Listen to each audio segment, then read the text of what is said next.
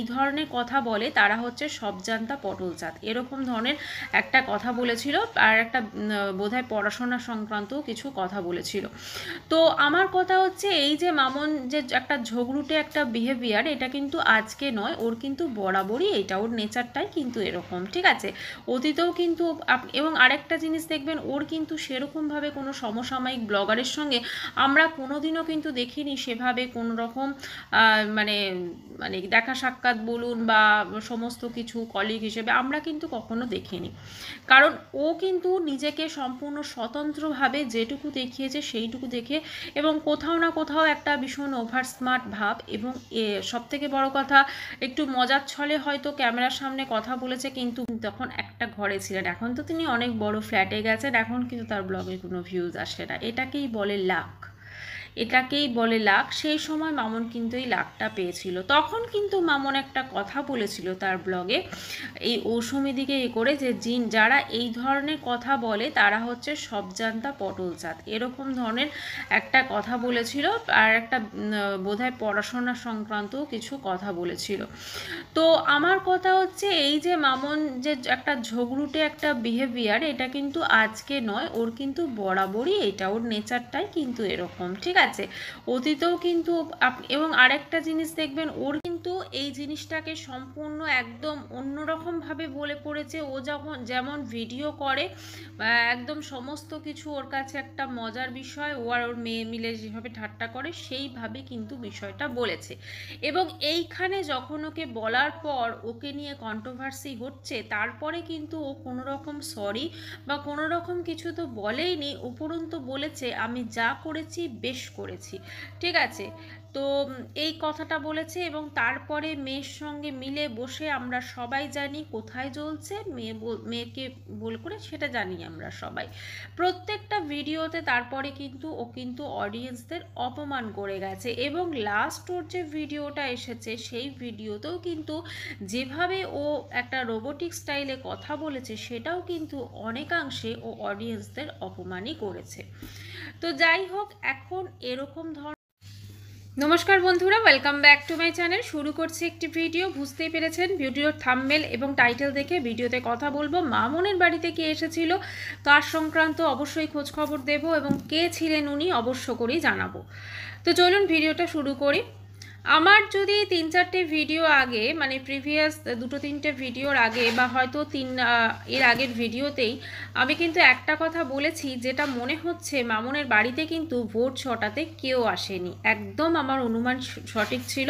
Actually ভোর 6টাতে কেউ আসেনি, কিন্তু কোন টাইমে এসেছিল।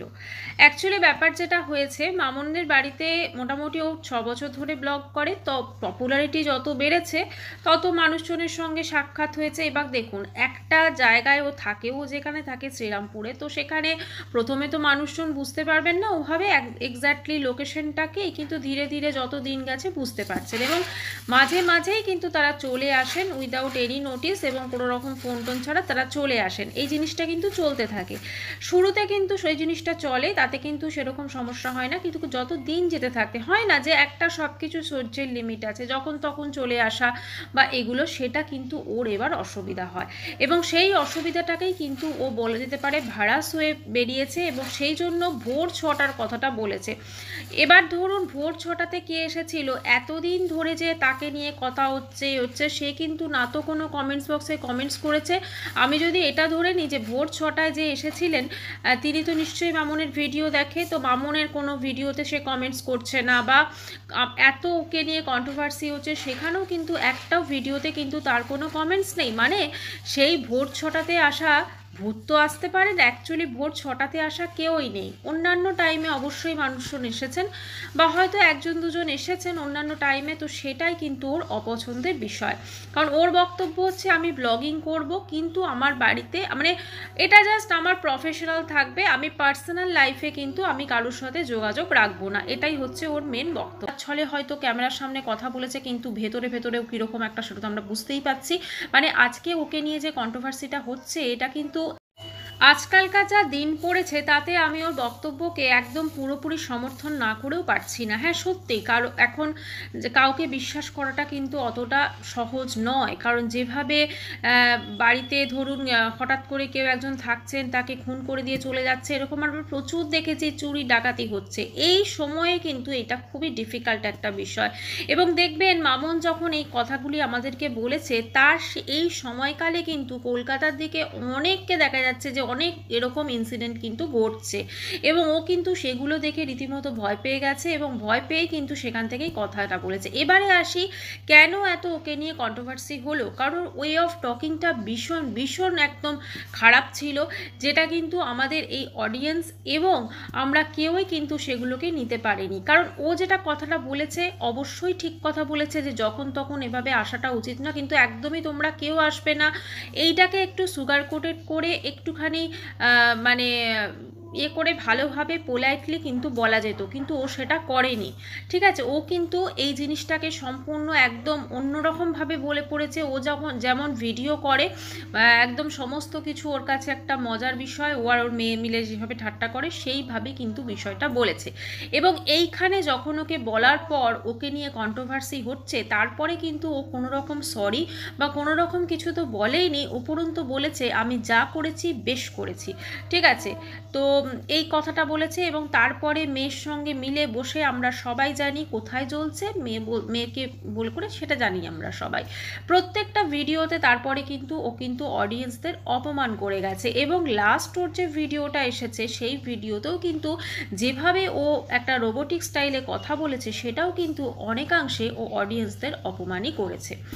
তো যাই হোক, এখন এরকম ধরনের ও কেন করেছে, প্রচুর প্রচুর কাটাছেঁড়া হচ্ছে, প্রচুর তার বাপের বাড়িকে টানা হচ্ছে, প্রচুর তাকে নিয়ে একটা বলা যেতে পারে কাটাছেঁড়া, এই ওই সেই, তার মেয়ের কার সাথে প্রেম করছে, তার বাপের বাড়িতে কেন করে, তার হাজবেন্ডের নাকি এই 2 নম্বরই বিজনেস, এই কথাগুলো আমার মনে হয় বলাটা কিন্তু মানে উচিত না। কারণ হচ্ছে যে যা কিছু করছে, মানে ওকে, ও যেটা করেছে আমাদের, আমরা কিন্তু ওকে বলতে পারি। ওর মেয়ে যেটা করেছে অবশ্যই সেটা অন্যায় করেছে, তা বলে মেয়ের ইনস্টাগ্রামে গিয়ে বা মেয়ের সোশ্যাল সাইটে গিয়ে কিন্তু সেভাবে কমেন্টস করাটা কখনো উচিত নয়। ও কিন্তু ওর মা ওকে শিখিয়ে দিয়েছে, বা মা ওকে কোনো বাধা দেয়নি বলেই কিন্তু ও করেছে। ওর মা যদি ওকে প্রপার শাসন করতো তাহলে কিন্তু এই জিনিসটা কখনোই হতো না। এবারে কথা হচ্ছে, অনেকে দেখছি বলছেন যে মামনের মা সেলাই করে দিন যাপন করেন, বা তার একটা ভাঙা বাড়িতে থাকে, বস্তিতে থাকে, তো সেখানে মানে মেয়ে এত বড় বাড়িতে থাকে, এটা সম্পূর্ণ পার্সোনাল ম্যাটার। ও যেটা সেভাবে মানে যেভাবে ওরা ডিল করছে বা ওরা জানে কি ব্যাপার না ব্যাপার, সেটা তো আমাদের সামনে ও তো মানে ওই জিনিসটা নিয়ে তো আলোচনা করতে আসে না। না, আমরা মামনকে কিভাবে জানি, আমরা মামনকে জানি ও সুন্দর সুন্দর ব্লগ দিত, ভালো লাগতো ওর ওয়ে অফ টকিং, তখন ভালো লাগতো। এখন যেভাবে দেখলাম বাপরে, তখন ভীষণভাবে মজার ছলে করতো, এবং সমস্ত কিছু, হ্যাঁ কখনো সখনো ওর কিন্তু ভীষণ ওভার স্মার্ট একটা ব্যাপার দেখা যেত ওর মধ্যে। আর যেহেতু ও ব্লগে ওর মেয়েকে আনতো, সেখানেও কিন্তু দেখা যেত। এবং লাস্ট আমরা যদি দেখি গত 1 বছরে কিন্তু এই জিনিসটা ক্রমশভাবে বেড়েছে, সেই জন্য কিন্তু অনেক অডিয়েন্স কিন্তু ওর থেকে চলে গেছে। তো সেইটাও একটা অবশ্যই কারণ। আবার অনেকে বলছেন যে মামুন হয়তো কন্ট্রোভার্সি চেয়েছে, সেই জন্য এই যে 6টায় আসার মিথ্যে কথাটা বলেছেন। না, আমার মনে হয় না ও কন্ট্রোভার্সি চেয়েছে, কারণ ওর ভিউজ যেভাবে আসতো মোটামুটি ঠিকঠাকই আসতো তুলনামূলকভাবে এখন যেরকম আসে।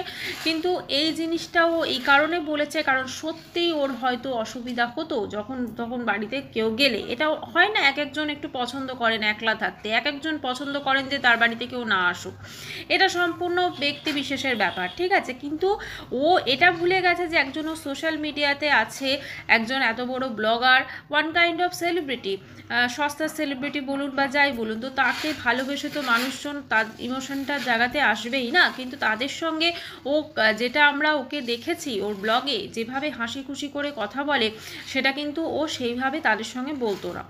তো যাই হোক, এই বিষয়টা ঘটেছে, এবং এটা নিয়ে এত এত এত কন্ট্রোভার্সি হচ্ছে এবং সমস্ত কিছু, এবং ও একটার পর একটা এমন কিছু কাণ্ড করে যাচ্ছে, সেটা কিন্তু মানুষকে কন্ট্রোভার্সি দিয়ে যাচ্ছে। সে ওটা বলা হোক আমি যা করেছি বেশ করেছি, ইচ্ছাকৃতভাবে ওর হাজব্যান্ডকে আপনারা হয়তো দেখেছেন সেখানে না শোনা, শোনা ও শোনা, তারপরে হচ্ছে মেয়েকে দিয়ে কন্ট্রোভার্সি ক্রিয়েট করানো, এমনকি শয়তান মুভির যে অংশটা দেখিয়েছে সেটাও, এটাও বলা যে আমার বাড়িতে যদি কেউ আসে, আমি যদি সেই সাবস্ক্রাইবারকে চা দিই তাহলে বলবে আমার সন্তানকে, মানে আমার সাবস্ক্রাইবারের সন্তানকে কেন বিস্কুট দেওয়া হলো না।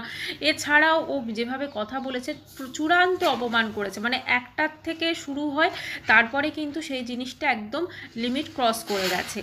এবারে মামন যখন ব্লগ দেবে তখন তো অবশ্যই তাকে নিয়ে কাটাছেঁড়া হবে, তখন অবশ্যই তাকে নিয়ে মানুষজন এবার প্রশ্ন করবে, এবং ওর সাবস্ক্রাইবার কিন্তু দিন দিন কমে যাচ্ছে। এটা কিন্তু খুব খারাপ একটা সাইন।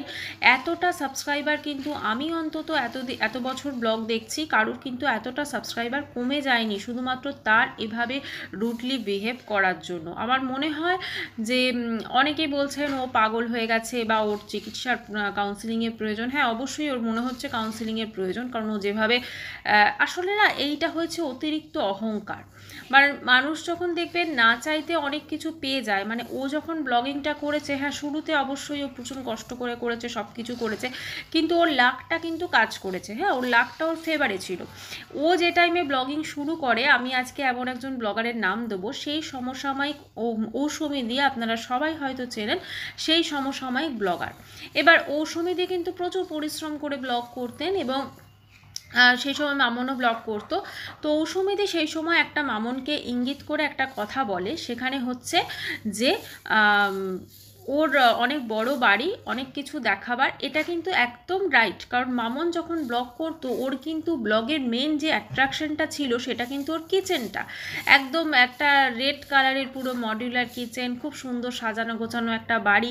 কারণ দেখুন, মানুষ কিন্তু ঔসুমিদিও ব্লগ করতো সেই সময়, এবং ঔসুমিদি যে ব্লগটা করতো সেই সময় যথেষ্ট পরিশ্রম থাকতো সেই ব্লগে, দেখাবার অনেক কম জিনিস থাকতো। তিনি তখন একটা ঘরে ছিলেন, এখন তো তিনি অনেক বড় ফ্ল্যাটে গেছেন, এখন কিন্তু তার ব্লগে কোনো ভিউজ আসে না। এটাকেই বলে লাক, এটাকেই বলে লাক। সেই সময় মামন কিন্তু এই লাকটা পেয়েছিল। তখন কিন্তু মামন একটা কথা বলেছিল তার ব্লগে, এই ঔসুমিদিকে করে, যে যারা এই ধরনের কথা বলে তারা হচ্ছে সবজান্তা পটলচাঁদ, এরকম ধরনের একটা কথা বলেছিল।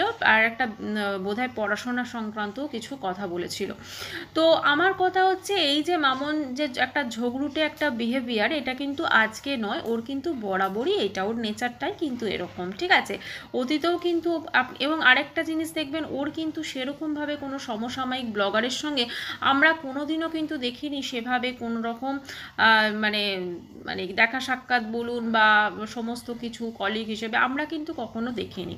কারণ ও কিন্তু নিজেকে সম্পূর্ণ স্বতন্ত্রভাবে যেটুকু দেখিয়েছে সেইটুকু দেখে, এবং কোথাও না কোথাও একটা ভীষণ ওভার স্মার্ট ভাব, এবং সবথেকে বড় কথা, একটু মজার ছলে হয়তো ক্যামেরার সামনে কথা বলেছে, কিন্তু ভেতরে ভেতরেও কীরকম একটা, সেটা তো আমরা বুঝতেই পাচ্ছি। মানে আজকে ওকে নিয়ে যে কন্ট্রোভার্সিটা হচ্ছে, এটা কিন্তু এখনকার শুধু নয়, এখন তো কন্ট্রোভার্সি আমরা ক্রিয়েটাররা আছি বলে সেটাকে নিয়ে করছি, কিন্তু ওর কিন্তু অতীতেও এই ব্লগারের সঙ্গে, মানে ঔসুমিদির সঙ্গে কিন্তু একটা ছোট ক্লাশ কিন্তু হয়েছিল, যদিও সেটাও মামন এটা বলার পর তারপরে ঔসুমিদি কিন্তু কোনো কথা বলেনি সেই সময়কার। সেটা অনেক বছর বোধহয় হয়ে গেছে, 3-4 বছর আগেকার কথা সেটা, বা তারও আগে। কিন্তু একটাই কথা বলবো, যে মামনের লাক ফেভার করেছে, মামনের সব কিছু ফেভার করেছে, এবং তার পরিশ্রমও, তাই জন্যই কিন্তু আজ সে বড় ব্লগার, এবং অবশ্যই দর্শকদের ভালোবাসা। কিন্তু এখন যেটা হলো, দর্শকদের ভালোবাসাটা কিন্তু ক্রমশ হারিয়ে ফেললো, এবং শুধু হারিয়ে ফেলা নয়, ওর সাবস্ক্রাইবার কিন্তু কমে গেল, ঠিক আছে। আজকে হয়তো অনেকে ওকে খুঁজে খুঁজে দেখতে যাবে, কিন্তু কতদিন আর মানুষ ওকে খুঁজে খুঁজে দেখতে যাবে? একটা দিন তো এমন আসবে যখন হয়তো ও ঠিক, আজও ওর অবস্থা ঠিক আমরা জানি, একজন বড় ব্লগার তাদের মতো হবে। কাজেই একটুখানি তখন ভিউয়ার্সদের সঙ্গে, কারণ ভিউয়ার্সরাও বদলায়। কালকে ওর যে পরিমাণ হয়তো যারা ভিডিও দেখতো, পুরনো যারা ভিডিও দেখতেন, আজ হয়তো তারা দেখে না, আজকে নতুন ভিউয়ার্স এসেছিল, তো নতুন ভিউয়ার্স বুঝে গেল যে তুমি কীরকম, তো সেটা তাকে ছেড়ে চলে গেল। কাজ তাদেরকে আবার মানে কি বলবো, ব্লগ দেখাতে করা, সেটা কিন্তু খুব মুশকিল। কাজেই সোশ্যাল মিডিয়া থাকতে হলে কিছু জিনিস তো অবশ্যই সহ্য করতে হয়, এবং কিছু জিনিস একটু সুন্দরভাবে মোড়কে মুড়িয়ে বলতে হয়। ঠিক আছে। আর কোথাও না কোথাও যেটা হয়েছে ওই ঘটনাটা যে বলে দিয়েছে ও ঠিক আছে, কিন্তু তার পরবর্তীকালে প্রত্যেকটা ভিডিওতে মানুষজনকে খোঁচা দিয়ে কথা বলেছে, সেটা কিন্তু অবশ্যই একটা মানে খারাপ জিনিস। এবং আমার যেটা ধারণা ছিল আগে, আমি এখনও বলছি, ভোর 6টায় কিন্তু ওর বাড়িতে কেউ আসেনি, অন্য টাইমে এসেছিল, কিন্তু সেই সময় হয়তো ওর অসুবিধা হয়েছিল, সেই জন্য সেটাকে ভোর 6টায় বলে এই কথা। কারণ ও এই কারণেই বলেছে যে মানুষজন তখন বলবে যে ভোর 6টা এই অন্য টাইমে এসেছে, তোমার অসুবিধা কোথায়, সেই জন্য বলে দিল ভোর 6টায়। ঠিক আছে, যাই হোক বন্ধুরা, ভিডিওটি এখানে শেষ করছি। চ্যানেলটি ভালো লাগলে অবশ্যই করে সাবস্ক্রাইব করার অনুরোধ রইল। দেখা করবো নেক্সট ভিডিওর সঙ্গে, ততক্ষণের জন্য সবাই খুব ভালো থাকবেন, বাই।